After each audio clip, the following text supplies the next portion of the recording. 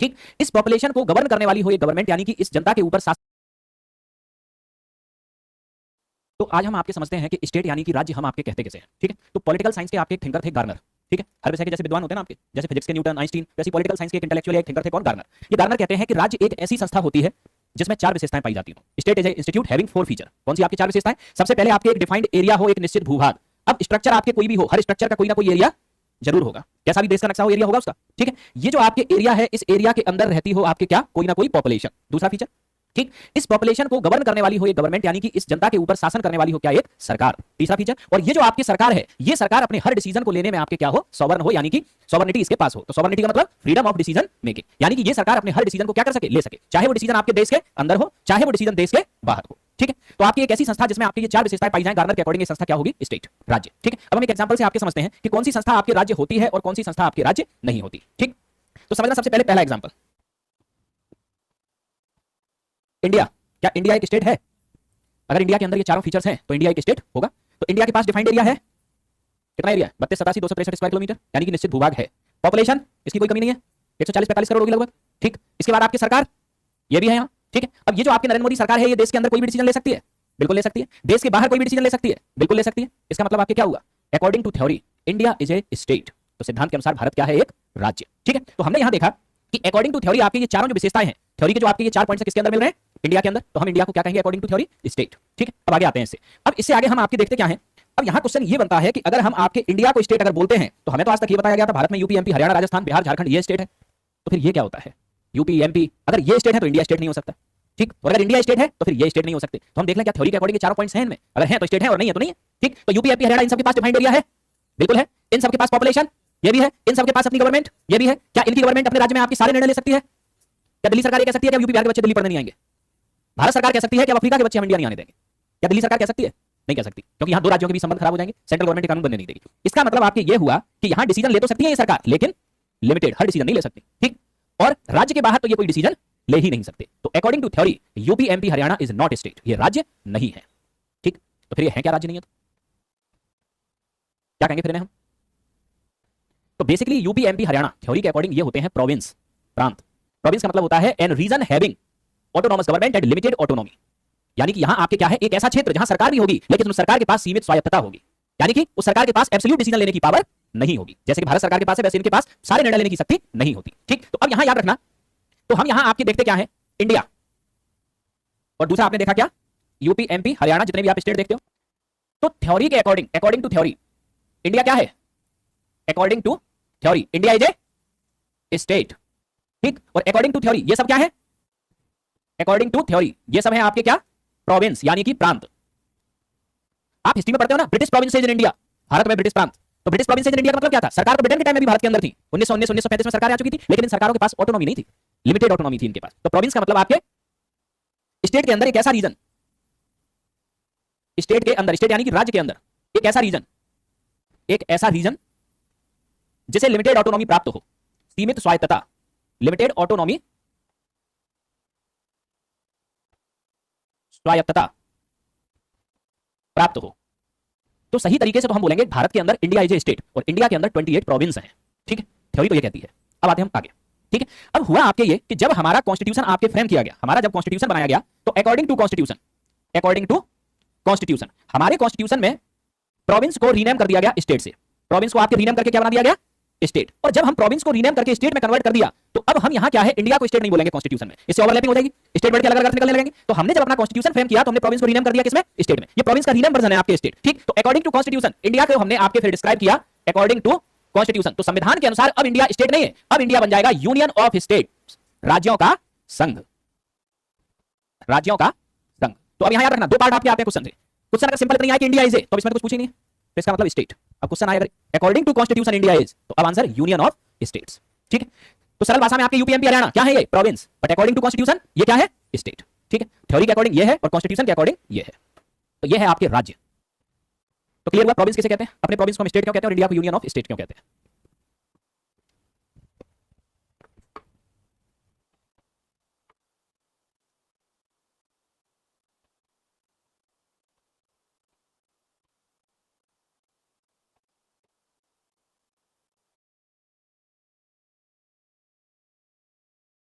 इससे ओवरलैपिंग हो जाएगी, स्टेट वर्ड के अलग अलग अर्थ निकलने लगेंगे। तो हमने जब अपना कॉन्स्टिट्यूशन फ्रेम किया तो हमने प्रोविंस को रीनेम कर दिया किसमें?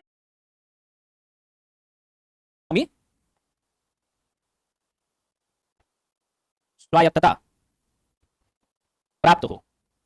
तो सही तरीके से तो हम बोलेंगे भारत के अंदर इंडिया इज ए स्टेट और इंडिया के अंदर 28 प्रोविंस हैं। ठीक है, थ्योरी तो ये कहती है। अब आते हैं हम आगे। ठीक है, अब हुआ आपके ये कि जब हमारा कॉन्स्टिट्यूशन आपके फ्रेम किया गया, हमारा जब कॉन्स्टिट्यूशन बनाया गया तो अकॉर्डिंग टू कॉन्स्टिट्यूशन हमारे कॉन्स्टिट्यूशन में प्रोविंस को रीनेम कर दिया गया स्टेट से। प्रोविंस को आपके रीनेम करके क्या बना दिया गया? स्टेट। और जब हम प्रोविंस को रीनेम करके स्टेट में कन्वर्ट कर दिया तो अब हम यहां क्या है, इंडिया को स्टेट नहीं बोलेंगे कॉन्स्टिट्यूशन में, इससे ओवरलैपिंग हो जाएगी, स्टेट वर्ड के अलग अलग अर्थ निकलने लगेंगे। तो हमने जब अपना कॉन्स्टिट्यूशन फ्रेम किया तो हमने प्रोविंस को रीनेम कर दिया किसमें? स्टेट में। ये प्रोविंस का रीनेम वर्जन है आपके स्टेट। ठीक, तो अकॉर्डिंग टू कॉन्स्टिट्यूशन इंडिया को हमने आपके फिर डिस्क्राइब किया अकॉर्डिंग टू कॉन्स्टिट्यूशन। तो संविधान के अनुसार अब इंडिया स्टेट नहीं है, अब इंडिया बन जाएगा यूनियन ऑफ स्टेट, राज्यों का संघ, राज्यों का संघ। तो अब यहां याद रखना दो पार्ट आपके आते हैं क्वेश्चन से। क्वेश्चन अगर सिंपल नहीं आया कि इंडिया इज ए तो इसमें तो कुछ पूछी नहीं है, तो इसका मतलब स्टेट। अब क्वेश्चन आया अगर according to constitution India is, तो अब आंसर यूनियन ऑफ स्टेट्स। ठीक है, तो सरल भाषा में आपके यूपी एमपी हरियाणा क्या है? ये province, but according to constitution ये क्या है? स्टेट। ठीक है, थ्योरी के अकॉर्डिंग ये है और कॉन्स्टिट्यूशन के अकॉर्डिंग ये है। तो ये है आपके राज्य। तो क्लियर हुआ प्रोविंस किसे कहते हैं? अपने प्रोविंस को हम स्टेट क्यों कहते हैं और इंडिया को यूनियन ऑफ स्टेट क्यों कहते हैं?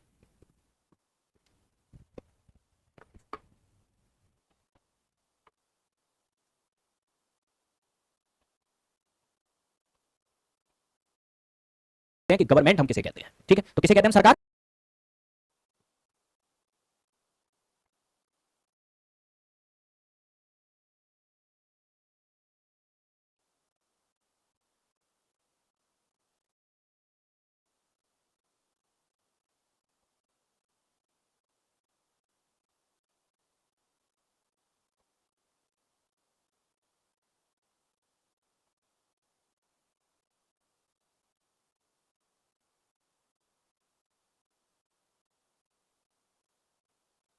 लिया नोट?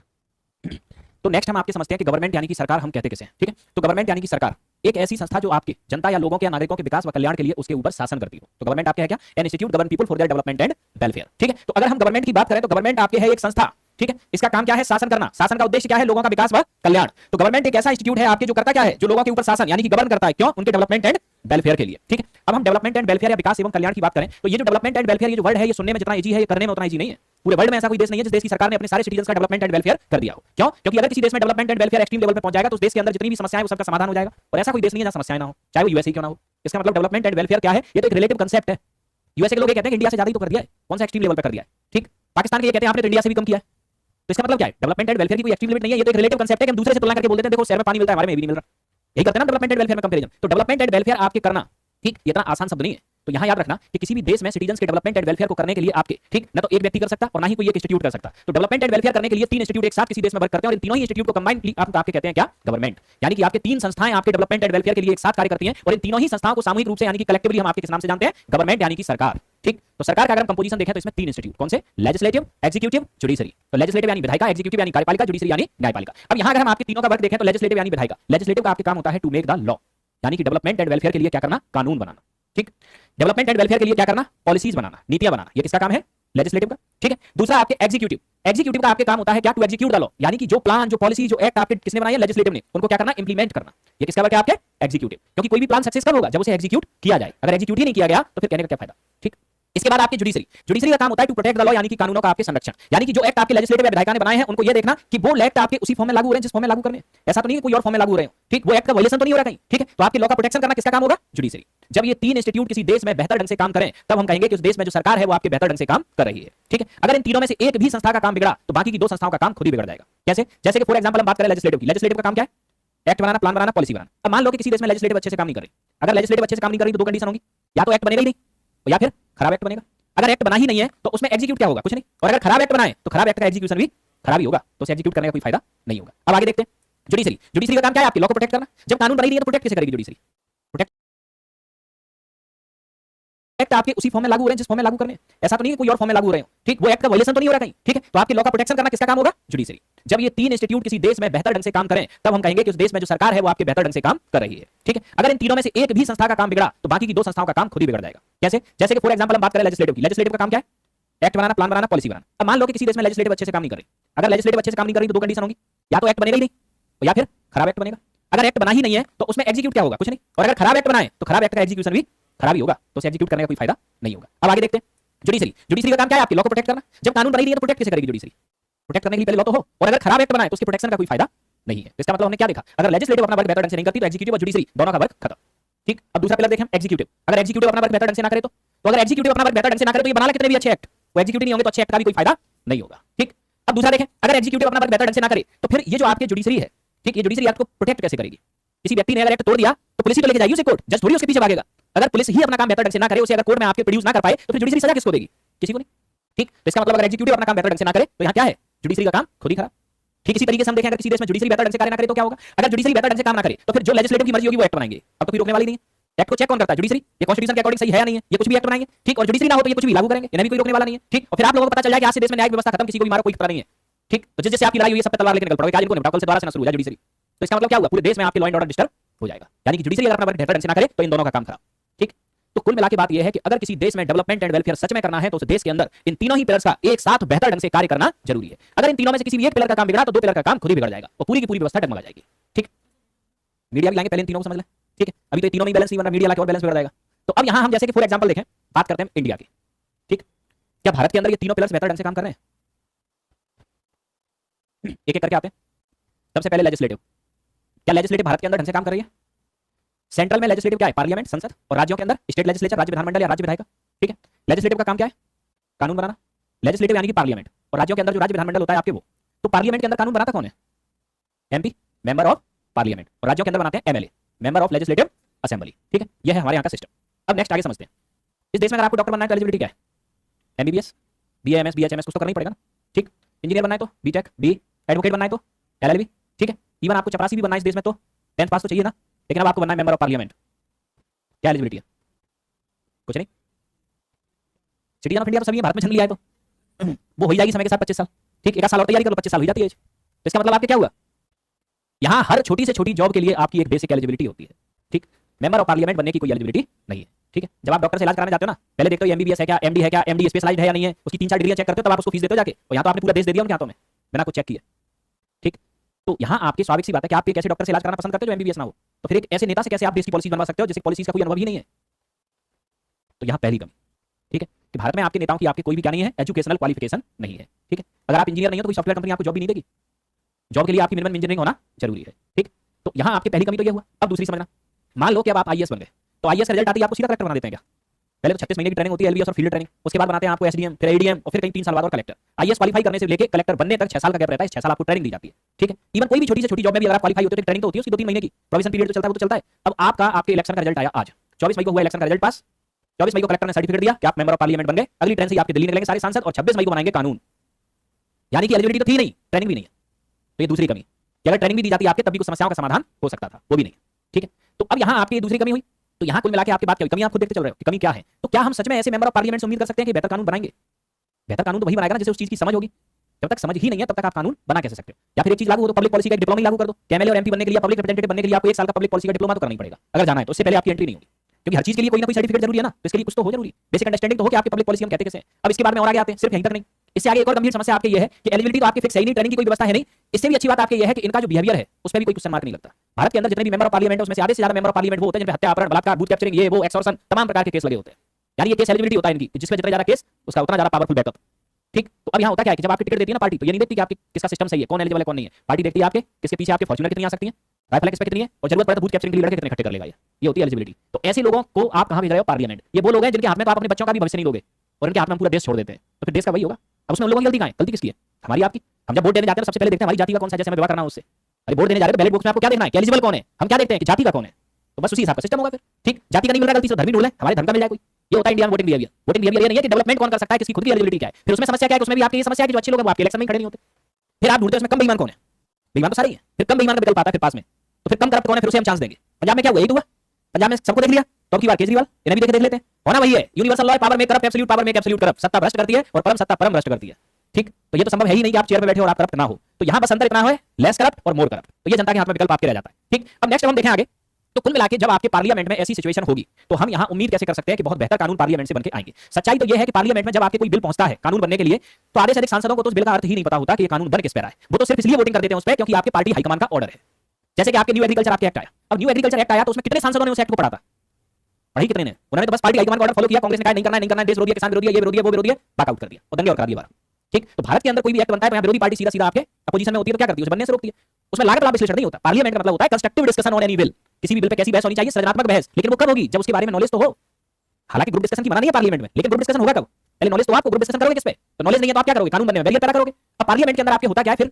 दो कंडीशन में कंस्ट्रक्टिव डिस्कशन होते नहीं है। अगर किसी एक्ट पे कंस्ट्रक्टिव डिस्कशन होने के बाद एक्ट बने तो वो एक्ट कभी वापस लेना ही नहीं पड़ेगा। जैसे कि अगर एग्रीकल्चर एक्ट खराब था तो सारी पार्टियां बैठ के उसके कुछ पॉइंट को रिफॉर्म कर सकती थी। पार्लियामेंट में जब 1 मिनट की कार्रवाई होती है तो उसमें हजारों रुपए खर्च होता है 1 मिनट की आपकी कार्रवाई में। ठीक, 1 दिन की कार्रवाई में आपके लाखों रुपए और सब सेशन चलता है तो उसमें करोड़ों रुपए। ये करोड़ों रुपए देश की जनता का टैक्स का पैसा है जो बर्बाद होता है आपके।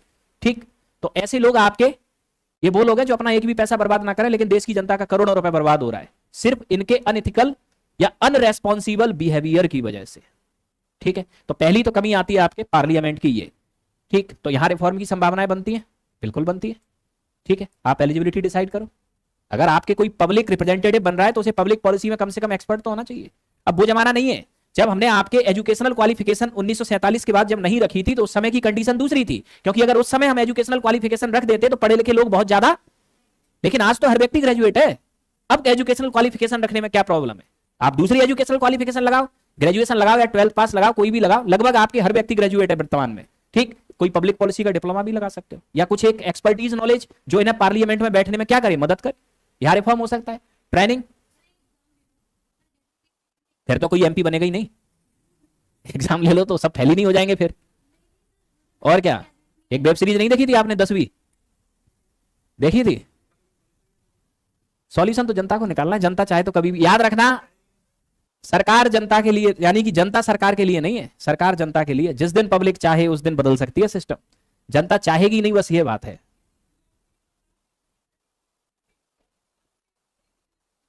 बिल्कुल। ये भी, अब आप ये बताओ कि अब 85 साल की उम्र में आप किसी को क्या बना रहे हो? देश का सुप्रीम अथॉरिटी बना रहे हो। वो 85 साल में खुद को तो संभाल नहीं पा रहा, देश क्या संभालेगा?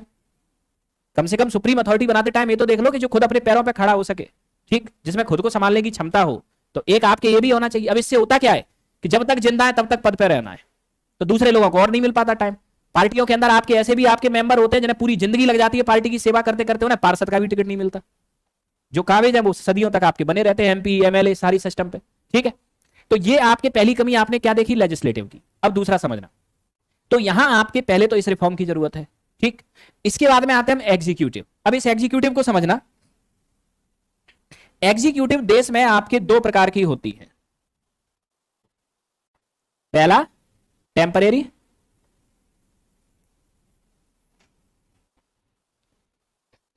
और दूसरा परमानेंट।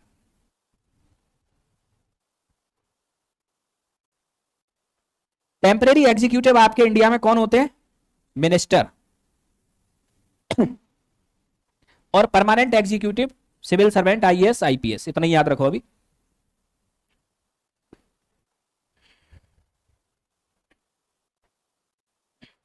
तो भारत में आपके मिनिस्टर बनते कैसे हैं, पहले इस सिस्टम को समझ लें। ठीक, अब जैसे कि आपके ये आपने देखा गवर्नमेंट, गवर्नमेंट में सबसे बेसिक पे आपने क्या देखा? पहला सिस्टम लेजिस्लेटिव। भारत में लेजिस्लेटिव किसे कहते हैं हम? संसद, पार्लियामेंट को। पार्लियामेंट के आपको मालूम है कितने हाउस होते हैं? 2 हाउस। पहला राज्यसभा अपर हाउस और दूसरा Lok Sabha lower house.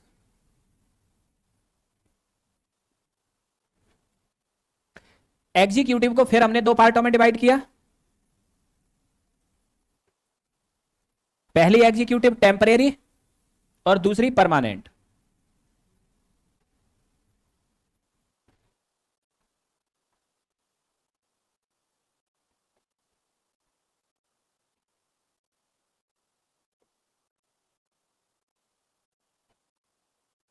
Temporary executive, इसको बोलते हैं हम क्या? काउंसिल ऑफ मिनिस्टर, मंत्री परिषद। और ये होती है कौन? ब्यूरोक्रेसी, नौकरशाही, ब्यूरोक्रेसी। अब समझना है, ब्यूरोक्रेसी यानी आईएएस आईपीएस। अब भारत के अंदर आपके ये कैसे काउंसिल ऑफ मिनिस्टर का निर्माण होता है? ठीक, इंडिया में जब कभी भी जनरल इलेक्शन होता है तो किसका होता है? लोकसभा का। लोकसभा में कितनी सीट है? 545 एमपी आपके होते। इस लोकसभा में जो पार्टी मेजॉरिटी पार्टी होती है, मेजॉरिटी मतलब जिसके पास 273 सीटें हैं, मेजॉरिटी पार्टी जिसके पास क्या हो, बहुमत हो, वही पार्टी अपने कुछ एमपी को बना देगी क्या, मिनिस्टर। यही होता है ना इंडिया में, जिस पार्टी की सबसे ज्यादा सीटें लोकसभा में उसी पार्टी के मिनिस्टर बनेंगे। ठीक है, अब यहां समझना, तो एक चीज तो क्लियर हो गई, अगर इनकी योग्यता नहीं है तो योग्यता तो इनकी भी नहीं है क्या, जब यही नहीं है तो यहां कैसे होगी, ये कहां से आ रहे हैं, यहीं से आ रहे हैं ना, ये तो बाहर से।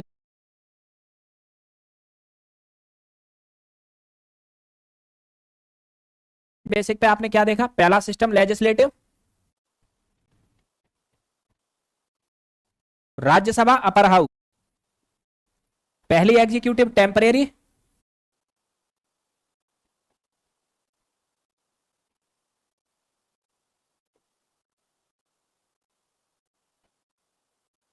टेम्परेरी एग्जीक्यूटिव, इसको बोलते हैं हम क्या, काउंसिल ऑफ मिनिस्टर, मंत्री परिषद। और ये होती है कौन, ब्यूरोक्रेसी, नौकरशाही, ब्यूरोक्रेसी। अब समझना है, ब्यूरोक्रेसी यानी आईएएस आईपीएस। अब भारत के अंदर आपके ये कैसे काउंसिल ऑफ मिनिस्टर का निर्माण होता है। ठीक, इंडिया में जब कभी भी जनरल इलेक्शन होता है तो किसका होता है, लोकसभा का। लोकसभा में कितनी सीट है, 545 एमपी आपके होते। इस लोकसभा में जो पार्टी मेजॉरिटी पार्टी होती है, मेजॉरिटी मतलब जिसके पास 273 सीटें हैं, मेजॉरिटी पार्टी जिसके पास क्या हो, बहुमत हो, वही पार्टी अपने कुछ एमपी को बना देगी क्या, मिनिस्टर। यही होता है ना इंडिया में, जिस पार्टी की सबसे ज्यादा सीटें लोकसभा में उसी पार्टी के मिनिस्टर बनेंगे।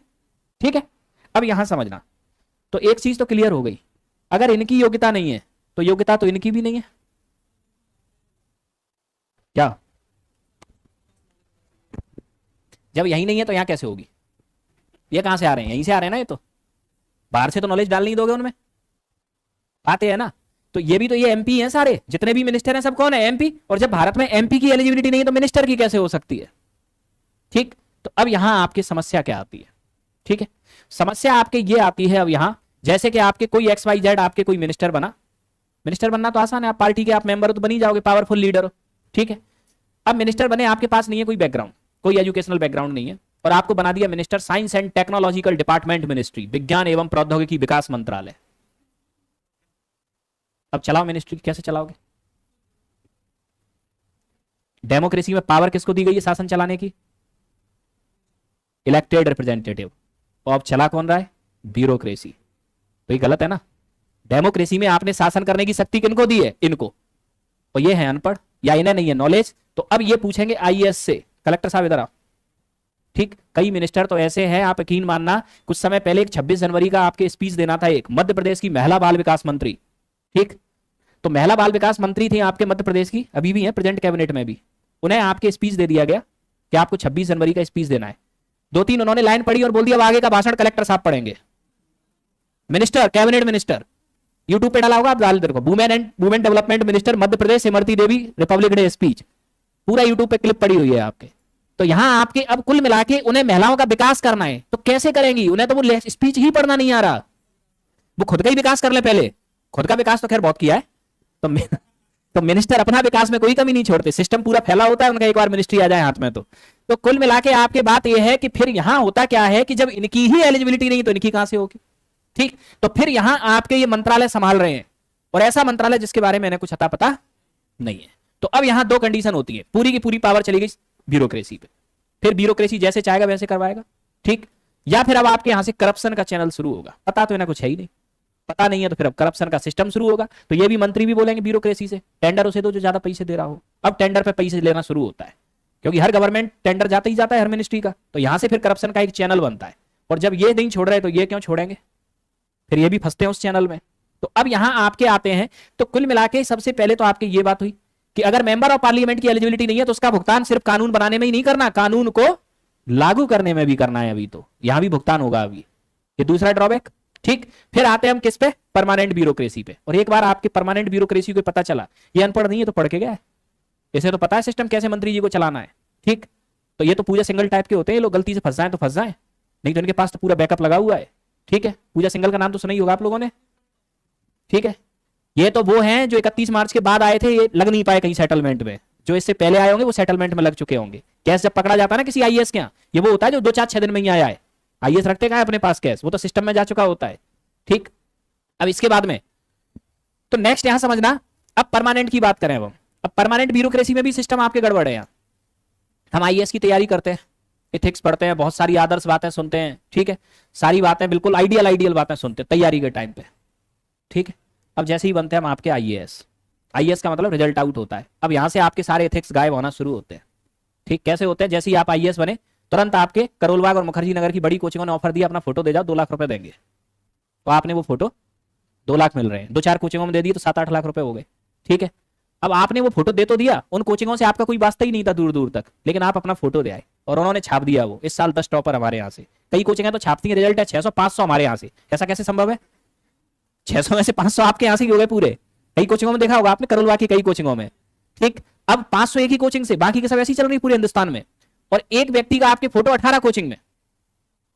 अब एक व्यक्ति के पास आप ये बताओ, जो लोग यहाँ कोचिंग कर रहे हैं दिन भर में इतना टाइम मिलता है कि वो कहीं दूसरी जगह कोचिंग कर सके, तो एक व्यक्ति 18 कोचिंग में कैसे जा सकता है? तो अब यहां से समस्या क्या होती है कि आपने दिया फोटो, आपने तो अपने एथिक्स वहीं खत्म कर दिए। ठीक, अब इसके बाद में अब जो दूसरे भाई बहन आपकी जो नई खेप आने वाली है वो देखेगी उन फोटो को, वो उन्होंने तो सुन लिया कि आप विजन से सॉरी XYZ कहीं से भी पढ़े हुए हो, तो आप किसी भी कोचिंग से आप पढ़े हुए हो, वो फोटो के आधार पर उन कोचिंगों पर वो आना शुरू हो गए। और जब कोचिंग में 600 की भीड़ में बैठेंगे 15 दिन 20 दिन कुछ समझ में ही नहीं आ रहा चल क्या रहा है यार। ठीक, तब 1 महीने बाद हकीकत पता चलती है कि लॉस हो गया। तो यहां अब आपके आते हैं, यहां से ही शुरू नहीं है, अब आप आईएएस बने। ठीक है, आईएएस बनने के बाद अभी दूसरी कहानी फिर शुरू होगी। दूसरी कहानी शुरू होगी, अब यहाँ 2 पॉइंट है, या तो अरेंज मैरिज या लव मैरिज। और जब 25 करोड़ मिलता है तो लव पे भारी पड़ती है, फिर अरेंज। डाइवर्ट फिर वहां होना शुरू होते हैं। और अगर किसी ने 25 करोड़ दिया है ना, तो वो मिनिस्टर होगा या एमपी होगा, सामान्य आदमी तो नहीं होगा। उसने वो 25 करोड़ डाउरी नहीं दी है, उसने उस 25 करोड़ में आपको खरीद लिया। अब भविष्य में आपको जब भी काम करना है उसके कहने पे करना है। क्यों करना है? क्योंकि ऑफिस के बाद घर भी जाना है आपको शाम को, इसलिए काम करना ही करना है। तो यहां से फिर करप्शन का पूरा चैनल आपके बनना क्या होता है शुरू। अगर 1000 आईएएस देश में आपके सिलेक्ट होते हैं तो आप ये समझ लो 1000 में से 990 की शादियां मिनिस्टर और एमपी के यहाँ हुई हैं। सारे आईएएस का ग्राफ उठा के देखो, या इंडस्ट्रियलिस्ट के यहाँ। ठीक, तो ये लोग तो निवेश कर रहे हैं ना, इसीलिए तो आईएएस ढूंढ रहे हैं। ठीक है, तो यहां से आपके ये गड़बड़ होना शुरू हुआ, तो कुल मिला के पूरा चैनल ही करप्शन में फंसना शुरू हो जाता है। ये यहां तक हुए आप। तो अब यहां आपके होता क्या है, एक जनरल फिनोमेना पे हम चर्चा करें, आपके कार्यपालिका, इसकी हम बात कर रहे हैं। कई बार होता क्या है कि ये जो विधायिका होती है ना, ये अच्छे कानून बना देती है, लेकिन जो आपके कार्यपालिका होती है इसको भ्रष्टाचार में ऐसा फंसाती है इन कानूनों को कि इनका इंप्लीमेंटेशन इतना गंदा होता है कि उसका रिजल्ट ही सुनना आपके बहुत फर्स्ट लगेगा सुनने में। जैसे कि फॉर एग्जांपल हम बताते हैं जनरल कानून, मिड डे मील सुना है सब लोगों ने? मिड डे मील कानून कहता है कि प्रत्येक बच्चे को 30 ग्राम प्रोटीन और आपके 2100 कैलोरी का खाना एक डाइट में दिया जाएगा। कानून तो अच्छा है। ठीक, प्रत्येक बच्चे की आपकी फूड सिक्योरिटी का हिसाब किताब रखा गया है। क्या सच में दिया जाता है स्कूलों में? डाइट पे 60 रुपए चलते हैं एक बच्चे की पे। ठीक, सबसे पहला आपके डिस्ट्रिक्ट में फंड, डिस्ट्रिक्ट से डिस्ट्रिक्ट एजुकेशन, फिर ब्लॉक एजुकेशन, फिर आपके ठेकेदार के पास, और ठेकेदार के पास आपके कुल पहुंचते हैं 6 रुपए। अब उस 6 रुपए में दे लो 30 ग्राम प्रोटीन और 2100 कैलोरी, उसे भी 2 रुपए बचाने हैं। तो फिर आपके मिड डे मील के खाने में आपके 100 ग्राम दाल और 100 बच्चे, लो प्रोटीन कितनी कितनी चाहिए, यही होता है ना फिर। तो इसका मतलब क्या है?